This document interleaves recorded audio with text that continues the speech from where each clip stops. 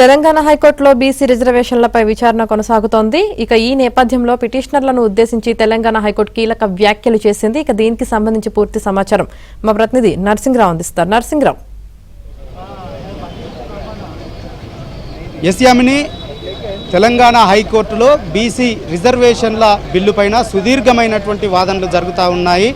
BC రిజర్వేషన్ల కోసం తెచ్చినటువంటి జీవో నెంబర్ 9ను సవాల్ చేస్తూ దాఖలైనటువంటి పిటిషన్లపైన ఈరోజు మధ్యాహ్నం 12:30 నుంచి వాదనలు కొనసాగుతున్నాయి. మొదటగా పిటిషనర్ తరపున వాదనలు వినిపించారు, సుదీర్ఘమైనటువంటి వాదనలు వినిపించారు. జీవోను రద్దు చేయాలని చెప్పి కోరారు, అనేక అంశాలని ప్రస్తావించారు.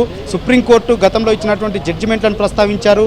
నార్త్లో కొన్ని రాష్ట్రాల్లో ఎందుకు 50% దాటిందో అనేటువంటి అంశాన్ని కూడా వివరించేటువంటి ప్రయత్నం చేశారు. ఎస్టీ రిజర్వేషన్లకు రాజ్యాంగం ప్రకారమే ఎస్టీలకు వారి జనాభా ప్రాతిపదికన రిజర్వేషన్లు కల్పించేటువంటి అవకాశం, అధికారం ఉంది కాబట్టి ఆ మేరకు అక్కడ ఎస్టీల సంఖ్యనే ఎక్కువగా ఉంది కాబట్టి ఆ మేరకే రాజ్యాంగం కల్పించినటువంటి హక్కు మేరకే 50% మించి రిజర్వేషన్లు అక్కడ అమలు చేస్తున్నారు తప్ప తెలంగాణలో ప్రత్యేకమైనటువంటి సందర్భము, ఇతర రాష్ట్రాల్లో ప్రత్యేకమైనటువంటి సందర్భము, గతంలో సుప్రీంకోర్టు ఇచ్చినటువంటి తీర్పు మేరకు 50% రిజర్వేషన్లు మించడానికి వీల్లేదు అని చెప్పి అనేక అంశాలను ప్రస్తావిస్తూ కోర్టు గతంలో సుప్రీంకోర్టు జడ్జిమెంట్లకు సంబంధించి 3 కేసులకు సంబంధించినటువంటి అంశాలను ప్రస్తావించి, అంతేకాకుండా ఇక్కడ పంచాయతీరాజ్ చట్టం ఏం చెప్తుందో అనేటువంటి అంశాన్ని లేవనెత్తి, గవర్నర్ వద్ద బిల్లు పెండింగ్లో ఉన్న అంశాన్ని లేవనెత్తి అనేక కారణాలు చూపుతూ దానికి స్టే ఇవ్వాలి, రద్దు చేయాలని చెప్పి కోరుతూ వాదనలు వినిపించారు. సో ఇప్పుడు ప్రభుత్వం తరపున సీనియర్ న్యాయవాది, సుప్రీంకోర్టు సీనియర్ న్యాయవాది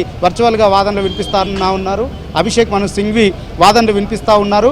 అసలు జీవోను కొట్టివేయాలని చెప్పి చేస్తున్నటువంటి వాదన అసంబద్ధము అనేటువంటి వాదన అయితే ఆయన వినిపిస్తూ ఉన్నారు. ఇప్పటి వరకు కూడా ఇక్కడ సర్వేలు నిర్వహించి ఎంపెరికల్ డాటా తీసి ఆ మేరకు రిజర్వేషన్లు కల్పించలేదు. 2018లో చట్టం తీసుకొచ్చారు, 50% రిజర్వేషన్లు మించకూడదని చెప్పి పంచాయతీరాజ్ చట్టం తెచ్చారు అని చెప్పి 285 సెక్షన్ 285ను సాకుగా చూపుతున్నారు. కానీ ఆనాడు ఎక్కడ కూడా డోర్ టు డోర్ సర్వే నిర్వహించలేదు, ఎంపెరికల్ డాటా లేదు, డెడికేషన్ కమిషన్ ఏర్పాటు చేయలేదు. కాబట్టే ఆనాడున్నటువంటి ప్రభుత్వం 34% రిజర్వేషన్లు తీసుకువస్తే ఆనాడు అభ్యంతరాలు చెప్పారు. ఆ మేరకు ఆనాడున్నటువంటి గవర్నమెంటు ఆ మేరకు నిర్ణయం తీసుకుంది, చట్ట సవరణ చేసింది. 200 పంచాయతీరాజ్ చట్టం 285 ప్రకారం 50% మించకూడదని చెప్పి చట్ట సవరణ చేసింది అనేటువంటి వాదనలు చేశారు. కానీ ఇప్పుడు భిన్నంగా ప్రభుత్వము అన్ని రకాలైనటువంటి చర్యలు, జాగ్రత్తలను తీసుకొని ఒక పద్ధతి ప్రకారమే ఈ రిజర్వేషన్ల పైన ముందుకు వెళ్ళింది అనేటువంటి వాదనలని అభిషేక్ మను సింఘ్వి హైకోర్టులో వాదనలు వినిపిస్తూ ఉన్నారు. ఆయన వర్చువల్గా వాదనలను వినిపిస్తూ ఉన్నారు. కోర్టు ఇక్కడ తెలంగాణ ప్రభుత్వము డెడికేషన్ కమిషన్ను ఏర్పాటు చేసింది, డోర్ టు డోర్ సర్వేను నిర్వహించింది, బీసీల సంఖ్య ఎంతుందో తేల్చింది, ఇక్కడ ఎంపెరికల్ డాటాను బయటపెట్టింది. ఆ డాటా ఆధారంగా బీసీ రిజర్వేషన్లని 42%గా అమలు చేయాలని చెప్పి డిసైడ్ అయింది. అయితే గవర్నర్ వద్ద పెండింగ్లో ఉందనేటువంటి అంశానికి కూడా కొంత వివరణ ఇచ్చేటువంటి ప్రయత్నం చేశారు. అందులో భాగంగా వాస్తవానికి ఆనాడే చట్ట సవరణ చేస్తూ గవర్నర్కు బిల్లు పంపించింది. ఈ రోజు వరకు కూడా 6 నెలలు దాటింది. ఈ రోజు వరకు కూడా ఇప్పటి వరకు కూడా గవర్నర్ దాన్ని ఆమోదించలేదు, తిరస్కరించలేదు. ఇట్లా నెలల కొద్దీ గవర్నర్ల వద్ద బిల్లుని పెట్టుకుంటే ఏ మేరకు సమంజసం అనేటువంటి ప్రశ్నలు కూడా ఆయన న్యాయస్థానం ముందు ఆవేదనను వ్యక్తం చేశారు.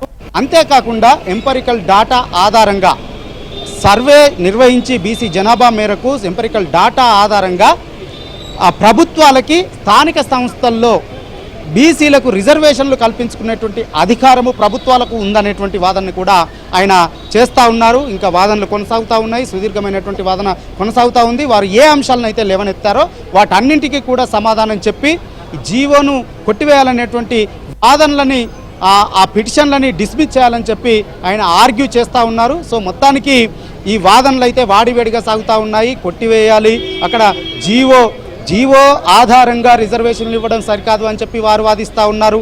ఎంపెరికల్ డాటా సరిగ్గా లేదు అని చెప్పి వారు వాదించారు పిటిషన్ల తరపు న్యాయవాదులు. అంతేకాకుండా అక్కడ పెండింగ్లో ఉండగా జీవో తీసుకురావడం సమంజసం కాదని చెప్పి కోర్టులో ఉండగా ఈ విధంగా షెడ్యూల్ ప్రకటించడం సమంజసం కాదని చెప్పి వాదనలు చేశారు. ఆ జీవోను రద్దు చేయాలని చెప్పి వాదనలు వారు వినిపిస్తే అసలు వారి వాదనంతా కూడా అసమంజసము. ఒక పద్ధతి ప్రకారము సిస్టమేటిక్గా సర్వే నిర్వహించి ఎంపెరికల్ డాటా బయటపెట్టి ఆ మేరకు రిజర్వేషన్లు కల్పించారు కాబట్టి అసలు గవర్నర్ దానిపైన నిర్ణయం తీసుకోకుండా 6 నెలలుగా పెండింగ్లో పెట్టడం కూడా సమంజసం కాదు. కాబట్టి ప్రభుత్వం తనకు ఉన్నటువంటి అక్కడ అవకాశాల మేరకు తనకు ఉన్నటువంటి హక్కుల మేరకు జీవో తీసుకువచ్చి రిజర్వేషన్లు కల్పించడం కోసం ముందుకు వెళ్తూ ఉంటే ఈ విధంగా పిటిషన్ వేయడం అనేటువంటిది సమంజసం కాదు. ఇది కోర్టు సమయాన్ని కూడా వృధా చేయడమే. గంటలు దానిపైన చెప్పిన విషయాన్ని చెప్పి వాదనలు వినిపించడం కోసం కూడా సమంజసం కాదు అని చెప్పి పిటిషనర్ల తరపు వాదనల్ని కొట్టేసేటువంటి ప్రయత్నాన్ని, ఖండించేటువంటి ప్రయత్నాన్ని తన వాదనల ద్వారా అభిషేక్ మను సింఘ్వి బలంగా వినిపించేటువంటి ప్రయత్నం చేస్తూ ఉన్నారు. వాదనలు కొనసాగుతూ ఉన్నాయి. ఫైనల్గా కోర్టు ఏం చెప్తుంది అనేటువంటిది మాత్రము ఇంకా తేలాల్సి ఉంది. మరికొంతమంది పిటిషనర్లు కూడా తమకు వాదనలు వినిపించేటువంటి అవకాశం ఇవ్వాలి అని చెప్పి కోరుతూ ఉన్నారు. సో అందరి వాదనలు కూడా విన్న తర్వాత కోర్టు ఒక జడ్జిమెంటును ఈరోజు జడ్జిమెంటు ఇస్తుందా, స్టే ఇస్తుందా, గ్రీన్ సిగ్నల్ ఇస్తుందా, ఆమోద ముద్ర వేస్తుందా అనేటువంటిది ఒకంత ఆసక్తిగా మారింది. సర్వత్రా ఇప్పుడు ఇదే ఉత్కంఠ కొనసాగుతూ ఉంది. ప్రభుత్వం నుంచి మంత్రులు హాజరయ్యారు, పిసిసి చీఫ్ స్వయంగా హాజరయ్యారు, ప్రభుత్వ విప్పు ఆది శ్రీనివాసు ఇక్కడ స్వయంగా హాజరయ్యారు. ఇక్కడ ఎప్పటికప్పుడు పరిస్థితుల్ని పరిశీలిస్తూ ఉన్నారు, న్యాయవాదులతో ఎప్పటికప్పుడు మాట్లాడుతూ ఉన్నారు. ఇక్కడ పరిస్థితుల్ని సమీక్ష చేస్తూ ఇక్కడ హడావుడిగా గడుపుతూ ఉన్నారు. అంతేకాకుండా బీసీ సంఘాలకు సంబంధించినటువంటి నాయకులు ఇక్కడికి హాజరయ్యారు. కోర్టు హాల్ లోపల వీరంతా ఉండి వాదనలు వింటూ ఉన్నారు. మరికొంతమంది కోర్టు బయట ఉండి పరిస్థితుల్ని గమనిస్తూ ఉన్నారు, వాదనలు వింటూ ఉన్నారు. మరికొంతమంది ఆన్లైన్లో, సెల్ ఫోన్లో, మొబైల్లో వాదనలు వింటూ ఉన్నారు. సో మొత్తానికి కోర్టు అందరి వాదనలు విన్న తర్వాత ఏం చెబుతుంది? యథావిధిగా రేపటి నుంచి నోటిఫికేషన్ విడుదల కావాల్సి ఉంది, రేపటి నుంచి ఎన్నికల ప్రక్రియ ప్రారంభం కావాల్సి ఉంది, రేపటి నుంచి నామినేషన్ల స్వీకరణ ప్రక్రియ ప్రారంభం కావాల్సి ఉంది.